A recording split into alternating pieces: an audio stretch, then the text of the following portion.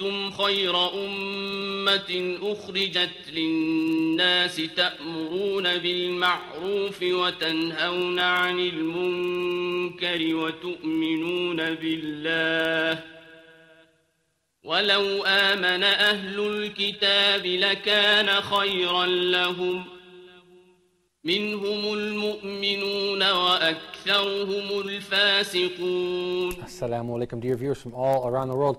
Welcome to episode 11. That's right, the 11th episode of your series, Nation of Goodness. Of course, I'm joined by Imam Karim AbuZaid. Please check him out online at www.karimabouzaid.com. If you haven't seen the first 10 episodes, please do so. Get on YouTube at Islam Way 71 or Abu 1 Abdullah. It's really, truly been an enlightening series. We've talked about a lot of things regarding enjoining the good and forbidding the evil. In this episode, we're going to take it one step further. We're going to be talking about 3 types of Muslims with regards to this topic, enjoining good and forbidding evil. Without any further ado, let me please welcome our Shaykh to the screen. Assalamu alaikum, ya Karim. Assalamu wa rahmatullahi wa barakatuh, Malik. I'm really excited about this episode. Looking forward to it as well. We're breaking down the Muslim world into 3 categories when it comes to implementing this command of enjoining good and forbidding evil. Is that right? Right. One type, alhamdulillah, they are doing it. Okay. But are they large in number? No. This is the problem. Yeah. We don't have. The evidence is we have a lot of evil. When you see a lot of evil, which is spread in the community, in the society, there are 2 indications here. Indication number 1, that no one is speaking about it at all, or the people who are doing it, they are insufficient. And I'm more tuned into assuming the second, because there is no messenger after Muhammad sallallahu alaihi wasallam. And Rasul sallallahu alaihi wasallam assured us that there will always a group, individuals amongst the ummah whom we call the strangers. Right. لا تزال طائفة من أمتي حديث معاوية بن أبي سفيان رضي الله عنهما والحديث في الصحيحين. That there will always a group from amongst my ummah who يعني hold the truth, who are in the truth. They have the truth. They have the teachings. They have the light with them. And they are in a way defeated, in a way, until Allah subhanahu wa ta'ala will send the help to them, which is Imam al-Mahdi, and also the second coming of Nabiullah Isa alayhi salam. So I'm more tuned into the fact that we have a segment of the ummah who enjoin good and forbid evil, but they are small segment. We need more people. We need more students of knowledge. We have a lot of doctors. We have, go to any town. Go to any town right now. You will have a lot of physicians. You have a lot of engineers. Yeah, we do. But when you look for a scholar, a student of knowledge, someone who teaches the people the religion, someone who he tells the people this is haram, this is halal, you hardly find one. Right. And this is from the hadith as well, isn't it? Allah will take away the knowledge from the ummah. And normally, and that's actually why we're having issue. When the Prophet ﷺ spoke about the signs of the hour, which a lot of us look at being minor signs, the widespread of usury, the widespread of killing, the widespread of adultery, and so forth, always, he begins by saying there is a deficit of knowledge. SubhanAllah, Shaykh, I'm just amazed because that description is a perfect description of what is happening now. Yeah, but you see the hadith al-Bukhari or Muslim, always Rasul sallallahu alaihi wasallam would say first, the knowledge is taken away. There is no knowledge. Which shows the importance of this. What this shows you why we're having a widespread evil. Right. Usury is normal. Visible. Adultery is visible. Right. All the other evil. The result of the shortage of knowledge. نقص العلم وانتشار الجهل. This is how he would word it. Right. That knowledge is lifted and ignorance is widespread, and then he would mention all the other things that would take place. Usury is spread, adultery is spread. So yes, we do have a small segment of the ummah who do enjoin good and forbid evil, but not sufficient for the amount of evil that is widespread, and that is why we want to mobilize more Muslims to do this task. That's number 1. No. Group 1. Number 2, the overwhelming majority of the ummah, I would call them now, they abandoned this task totally. They left it. They say, La asma', I do not hear. The evil is right there in front of them, لا أسمع, I do not hear. لا أرى, I do not see. لا أتكلم, I do not speak. But again, I don't want to sound negative and naggy, and this is the last thing that I want to do here. I really think that they base this on group of set of misconceptions. Yeah, because certainly they must have some proofs for this behavior. They justify it. Right. They justify it. And I think the first thing, the reason why they have this attitude is what I mentioned in the last episode, Malik, that if you see evil, if you do not change it with your hand, with your tongue, and your heart doesn't hate it, you're not going to see it anymore as evil. Exactly.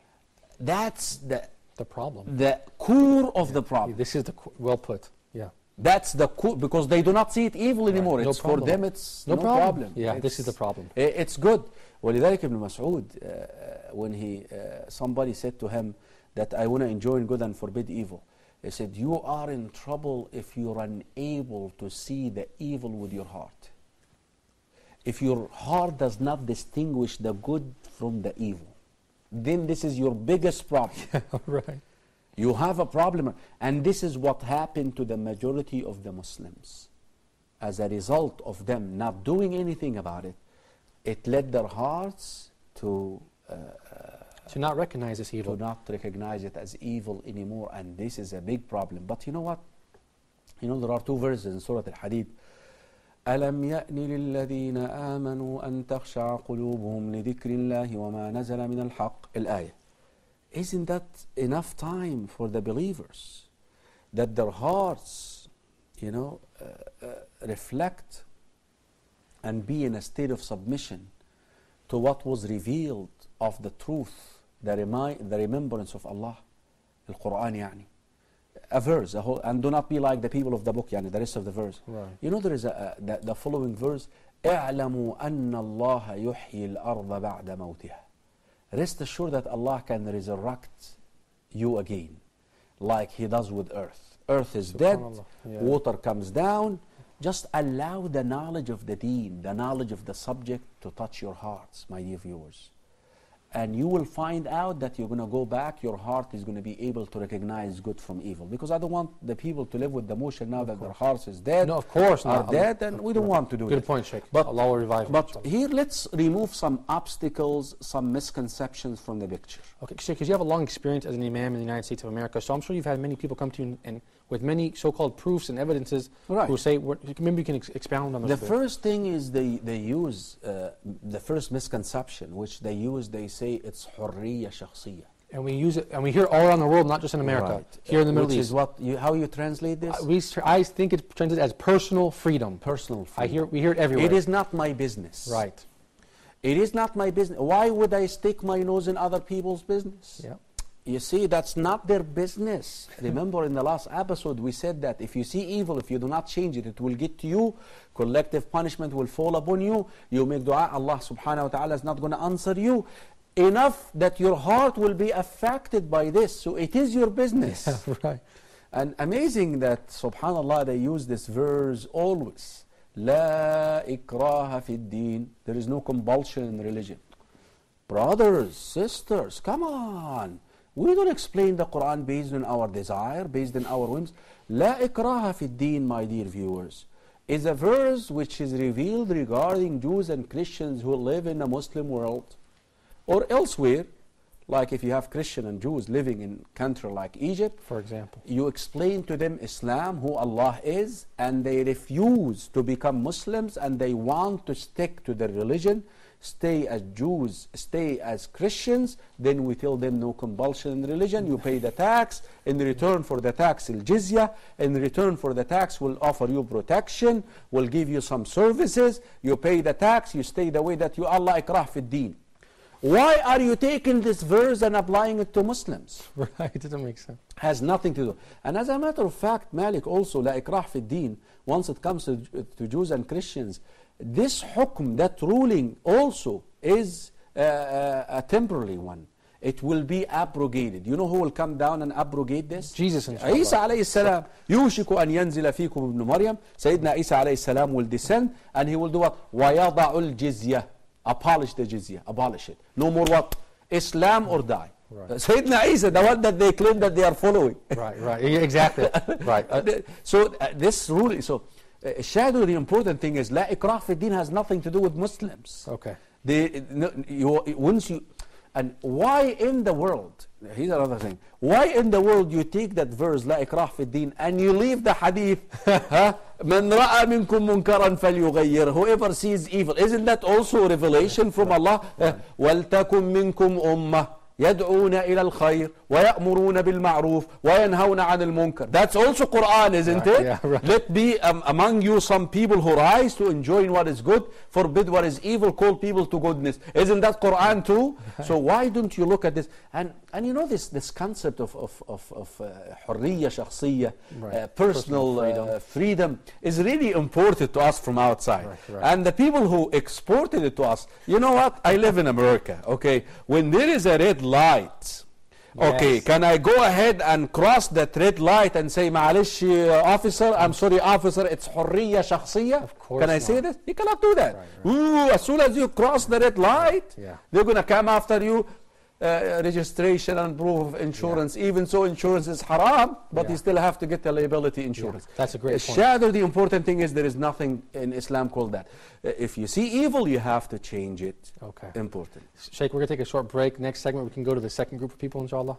All right, you guys, the second topic, I should say. Well, the second misconception. Yeah, thank you, Sheikh. You guys stay tuned. We're having a great time with Imam Karim AbuZaid. Don't go anywhere. We'll be right back. كنتم خير أمة أخرجت للناس تأمرون بالمعروف وتنهون عن المنكر وتؤمنون بالله.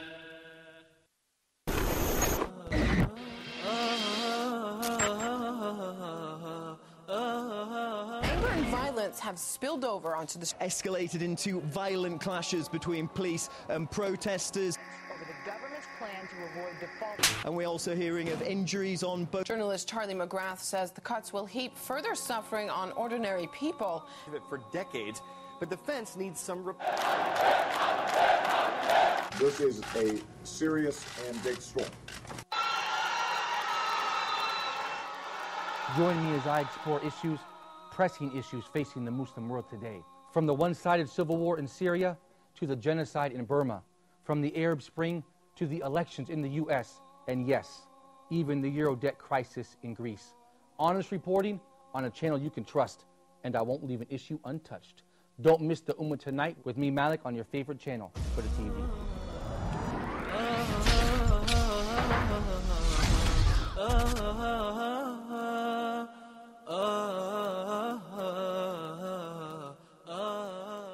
كنتم خير أمة أخرجت للناس تأمرون بالمعروف وتنهون عن المنكر وتؤمنون بالله. Welcome back to your program, Nation of Goodness. Sheikh Karim, you had some nice excitement there in the last segment. We're talking about some misconceptions that are really dear to my heart as well, because we hear it so much. I know you hear it so much as an imam of many mosques and Islamic centers all around the world, in the United States of America. Sheikh, you're talking about personal freedom, misconceptions about that, Quranic verses as well. What else do we have? Well, we have, you see, the issue with people refraining from enjoining good and forbidding, I think the core problem, just to recap, is the fact their hearts are not recognizing it anymore to see evil. Right. And this is the result. Now, the key to fix that is knowledge, that you end up learning about why is it important to enjoin good and forbid evil. But what drove a lot of people to that route to begin with, to their hearts to die and not to be able to recognize the evil to be evil and the good to be good, sets of misconceptions, or a set of misconceptions. Okay. I mean, we could go after 5, inshallah. Okay. We mentioned number 1 is the concept of personal freedom. That it's not my business. This person is having a girlfriend, even so a girlfriend is haram, is adultery, is not my business. Right. What do you mean it's not your business? It is your business. Okay. Rasul sallallahu alayhi wa sallam tells you that if you disclose with al-fahisha, Hadith ibn Majah, Hadith ibn Umar, the hadith that I quoted earlier. Al-fahisha means fahisha in the language is what leads to adultery and the act itself. Okay, good. Whether it is flirting, whether it is everything surrounding everything that leads to it and the act itself. But of course, in the Sharia, the punishable offense, which is the fornication or intercourse in a lawful way. That is what al-fahisha. Now, if al-fahisha is there and people are disclosing it, your community is going to be inflicted with diseases and epidemics that your ancestors never experienced. Did he affect it or not? Did that individual act affect the community and the society or not? So it is not personal freedom. Now, a person who passes a red light, it's an individual offense, right? Right. But he could cause what? Accidents and hurt other people. Exactly. Great analogy. Exactly right there. Yeah. Come on, brothers. Yeah. You know that. Yeah. We cannot do this. And add to this, we have things that command us to do so. Another misconception actually comes from the Quran. A verse that is number 105 from Surah Al-Ma'idah, chapter 5, verse number 105. Allah subhanahu wa ta'ala says what? يا أيها الذين آمنوا عليكم أنفسكم لا يضركم من ضل إذا اهتديتم. If you literally understand this verse, you may reach the wrong conclusion. Literally, the verse says, O ye who believe, be concerned about yourselves. Meaning, don't worry about the rest. As long as you're guided, it doesn't matter if others are misguided. Sheikh, this seems like a really strong proof against what we're saying. Well, yeah. You know who paid attention to this? في سنن أبي داود, Abu Bakr as-Siddiq radiyallahu anh went up to the pulpit. And he said, إن الحمد لله نحمده ونستعينه ونستغفره. And he أثنى على الله سبحانه وتعالى, and he delivered a khutbah regarding this verse. And he said, يا أيها الناس, O people, إنكم تقرؤون هذه الآية. You recite this verse. وتضعونها في غير موضعها. But you place it in a place that is not proper. You misunderstand it. He meant what the people use. Believe now. فإني سمعت رسول الله صلى الله عليه وسلم. I heard the messenger of Allah صلى الله عليه وسلم says, إن الناس إذا رأوا الظالم فلم يأخذوا على يديه أوشك الله أن يعمهم بعقاب. Indeed, if people see an oppressor, someone who is committing wrongdoing, and they do not strive to stop him, Allah subhanahu wa ta'ala will inflict them with a collective calamity. So it does not mean that. طيب, why do we understand the verse based on us now? Why don't we find out what Abdullah ibn Mas'ud said regarding this verse? What Hudayfa ibn al-Yaman said regarding this verse? You know what Hudayfa says? إِنَّ مِن تَمَامِ الْهُدَى. Because the verse says, as long as you're guided. For you to be guided, you must fulfill what? Enjoining the good and forbidding the evil. Yeah, so. Isn't that part of you being guided that you must fulfill? We have proven that enjoining good and forbidding evil is a command, and it is mandatory by the heart, mandatory upon your heart, that you must reject it, refuse it, remove yourself from the vicinity of the evil with your heart. With the hand and tongue, it fluctuates between recommended, disliked, depending on a lot of variables. But now it is a command. So as a completion, as a compliment to your guidance, the fact that you're guided, that you must do what? This task of That's why they say Ibn Jarir al-Tabari actually compiled this. This is a statement said by Hudayfa and said by Sa'id ibn al-Musayyib himself. He said what? إِنَّ مِن تَمَامِ الْهُدَى الْأَمْرُ بِالْمَعْرُوفِ وَالنَّهِي عَنِ الْمُنكَرِ. What will make you guided that you fulfill this particular command, you enjoin good and forbid evil. So basically this verse is taken out of context and misunderstood. Absolutely. Okay. Because for you to be guided, you must enjoin good and forbid evil. Yes, there is a stage. There is a stage where this verse is applied, literally. That it's over. You cannot even appear. Like you read, for example, the story of the boy and the king. The whole society is what? Shirk. And there was this righteous man who is sitting in his sanctuary out there worshipping Allah. right? Right. It's okay. Yeah. In this case, if you can isolate yourself away from the society and there is nothing, zero, that you can do about it, and any time that you speak, your life is threatened, that's another issue. And you're the last man standing. Yani the story of the boy and the king is an ideal example. Yeah. The boy is passing by and he found somebody reciting the revelation. Meanwhile, the whole society is corrupt, teaching sorcery and magic and all type of things. He isolated himself from what? From the society. This verse applies to him. لا يضركم من ضل إذا اهتدى. Because if he goes out there and he speaks, he's going to lose his life. And it happened in that kingdom. He's the only man holding the truth. He's the last man. Allah subhanahu wa ta'ala spared him for that little boy to come and hear the message from him. Thank you for drawing that analogy. That's Oh, yeah. very relevant. It's very important. Misconception number 3, Malik, which is in a way is legitimate, but also it lacks a lot of backing, which is the Muslims will say, I'm not perfect. Yeah, we hear this a lot, Sheikh. It's true. As a matter of fact, let me give them the benefit of the doubt, because when you enjoin good and forbid evil, and yourself do not do it, it's really devastating for you. We have hadith Usama ibn Zayd في صحيح البخاري. الرسول صلى الله عليه وسلم says يجاء بالرجل, a man will be brought in the day of resurrection into the hellfire, and his intestines, أمعاء, Yes. will come out of his rear. Look how Imagine how terrible this picture is. is awful. Yeah, disgusting, yeah. Is awful. His intestine, his inside, Yeah. will come out of his rear. Imagine. And he will go around, you know, the intestine الأمعاء, Yeah. and he will go around it like a donkey going around in a grinder. Now, what possibly could have put this man in this situation? Right here, they came to him because he used to be a scholar. He used to be someone who enjoins good and forbids evil.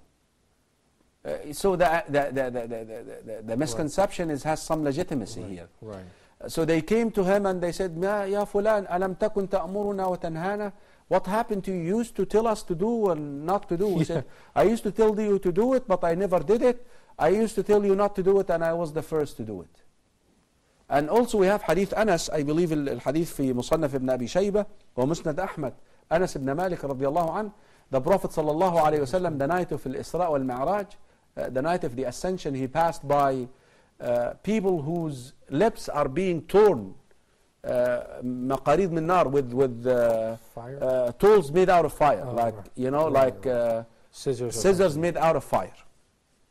And he asked, who are those, my brother Jibreel? He said, those are خطباء الفتنة. Those are the people who deliver khutbahs and they never do what they do. ولذلك ابن عباس, you know, في سنن الإمام البيهقي, a man came to him and he said to him, I would like to enjoin good and forbid evil. He said to him, you better recite those 3 verses first. Number 1, يا أيها الذين آمنوا لما تقولون ما لا تفعلون كبر مقتا عند الله أن تقولوا ما لا تفعلون. It is very much hated that you say that you do not do what you say. Right. That you say things and you do otherwise. Right. The second verse, أتأمرون الناس بالبر وتنسون أنفسكم وأنتم تتلون الكتاب أفلا تعقلون. You enjoin people to do righteousness and you forget about yourselves, you're forgetful of yourselves. While you have the knowledge, have you no sense? This was for the Jews. This is for the Jews. Yeah. Well, But relevant. I was asking, yeah. ليس العبرة بخصوص السبب ولكن بعموم اللفظ. Normally with the Quran we don't confine it to the reason why it was revealed, what the words mean overall. Okay. But yes, it was revealed regarding the children of Israel. And the third verse, قول شعيب عليه السلام, وما أريد أن أخالفكم إلى ما أنهاكم عنه. And I do not want to do something that I am commanding you not to do, in a way. Okay. الشاهد, the important thing here, that those people, they have some legitimacy. Okay. But it's not accurate. Listen, you have 2 commands here. One command is to enjoin good, forbid evil, and one command that you do what you're enjoining and you do what you're commanding. Right. What you're forbidding. You don't do what you're forbidding and you do what you're enjoining. Correct. Right. So those are 2. So it doesn't mean that you're not you're abandoning the second command, that you abandon the first command. Right. It's like the easy way out. Ideally, I'll give you a good example. Okay. You always receive that question in Ramadan. Sheikh, the brother does not pray. Can he still fast? Right. It's a good question. Yeah, it's a good question. It is. Because literally, your fasting will not be accepted without your salah. Yeah. Because Rasul sallallahu alaihi wasallam mentioned in the authentic hadith that the first thing that you will be asked about in the day of resurrection is your salah. Right. And if your salah is accepted, then the rest of deeds will be what? Will be looked at, will be handled. But now, someone who is still alive, he does not pray. Can I go and tell him do not fast? Listen. Not praying will be in the scale of his evil deeds, sayyat. But fasting will be in the scale of his hasanat, of his good deeds. You understand? It does not mean that he does not pray.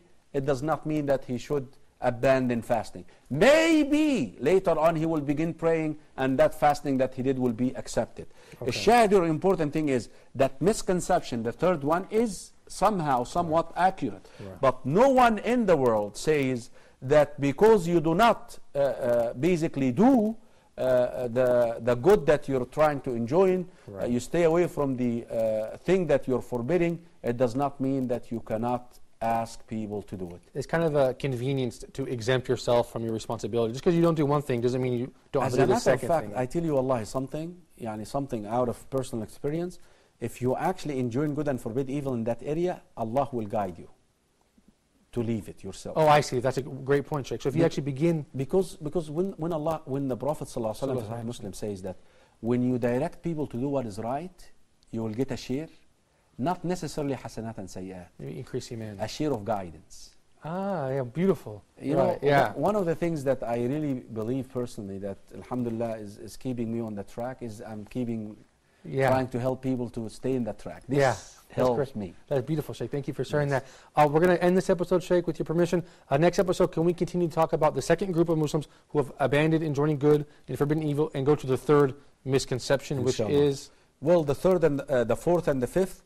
One of them that, for example, I don't want to get myself into trouble. Okay. You know, stuff like that. This is number 4.